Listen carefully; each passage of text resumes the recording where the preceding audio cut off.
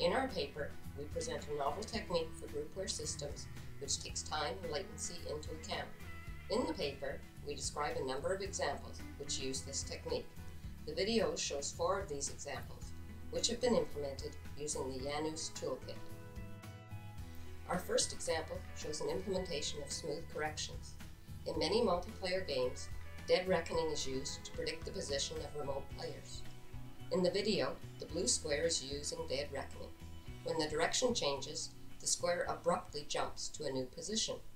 The red circle, however, is using smooth corrections, and when the direction changes, the circle just speeds up and smoothly moves towards the new location.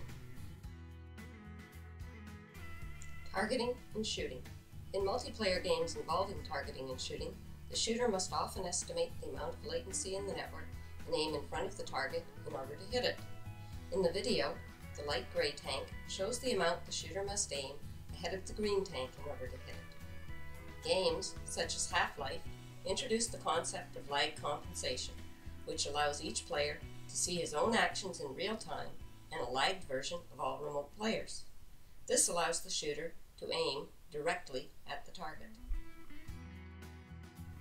The next example shows an implementation of telepointer trails.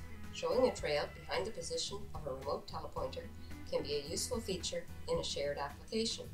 Here we see an image being shared by 3 users. Trails are shown following the blue and the green telepointers. Our final example demonstrates catch-up following short-term disconnection.